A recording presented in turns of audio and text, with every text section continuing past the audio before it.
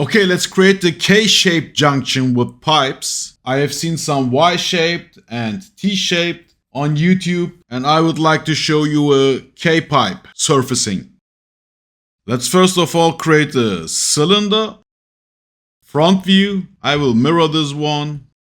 Union halves, okay. So that's our main cylinder. Shift T, duplicate that guy. Press R twice for making the first diagonal pipe. And if you press Ctrl, you can determine the degree in 5-degree steps. I will go with 135. Mirror that guy. And we can union halves while mirroring. And if I try to fillet this edge, pressing BD, I get a funky looking fillet. That's not what I want. And chordal fillet doesn't help us in this situation. So we have to create a manual fillet, creating a line with Shift A. And let's mirror this one along the Z-axis and use these two lines as cutters. So select our solid, press C for cut, box select these two lines as cutters, and press OK. And the solid which we have created through the cut at the middle, we can delete that one. And let's delete also the faces here with Shift X, so we can run a loft, selecting these two edges with Shift. Press L, and I will go this time with G2. Join these three sheets, pressing J. And before bringing this one to here, I will make a copy of these two shapes because I will show you something else later on. So I say Shift D, bring these guys to somewhere here. Okay, and now let's bump this one into the main solid. And here you can determine how far you want to, or how thick of a connection you want. Okay, I make something like this. Okay, select both solids, join them with union boolean, pressing Q twice. Here is the shortcut. And let's see if we can get away with simply filleting this. That gives us again a funky filleting.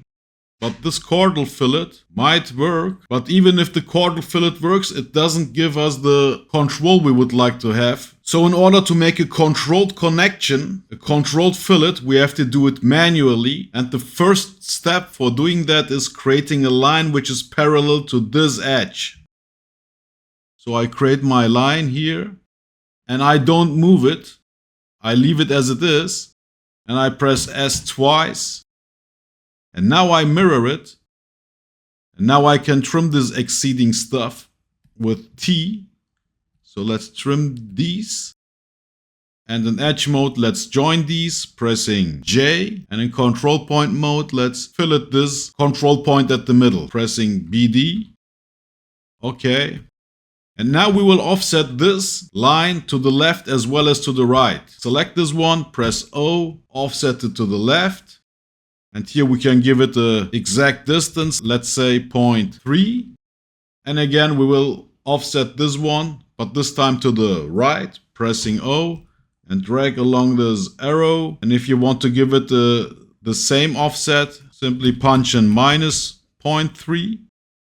And by the way, be careful that this line exceeds the solid. Otherwise, your cut won't be successful. We don't need this one at the middle any longer. Let's deactivate that. Select the solid, press C for cut.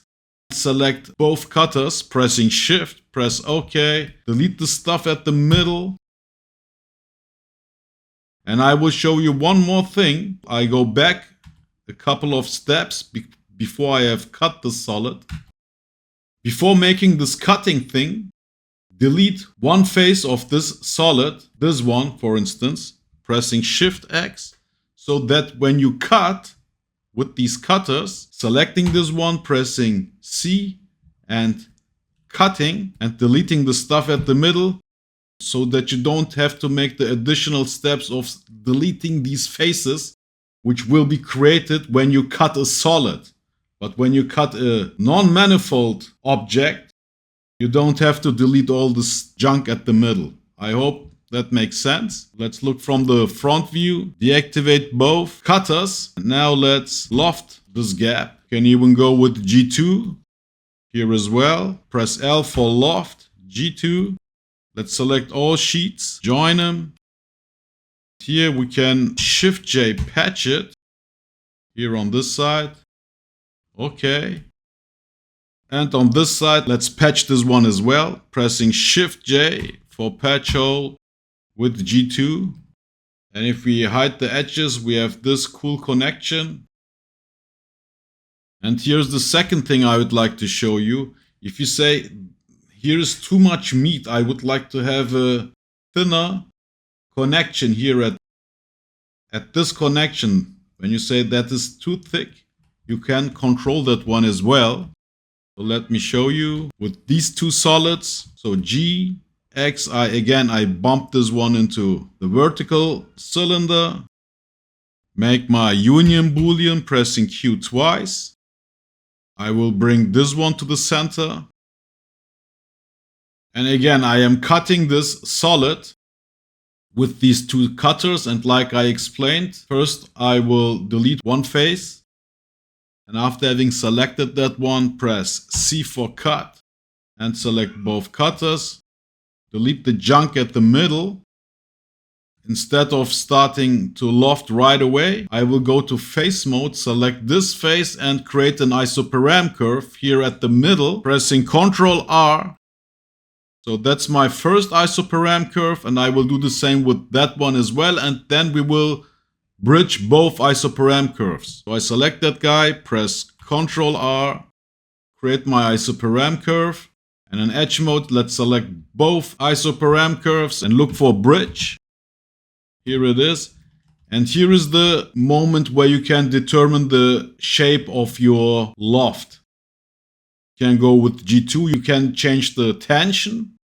So you can make something like this. Now the connection won't be as thick as here. You can also go with G1 and play with the tension, pressing D. I think I will go with this one. And now you can run the loft. So select the first edge. Of course, now this is divided. Shift select the second one, press L for loft. You can again go with G2 and select the bridge we have just created as a guiding curve and press OK. And now let's do the same on the other side. Let's hide the bridge curve because now we will use this edge as a guiding edge for the loft. So let's select the first edge, shift select the second one, press L, again go with G2. And now select the edge at the middle with G2. Select all the sheets, press J. I will deactivate the curve so I can show you the difference. It all depends on what you want to have. If you want to have a thicker connection, you can go with this one right away. But if you want to have more control over your connection, you can make it with this bridge curve like I showed. Peace!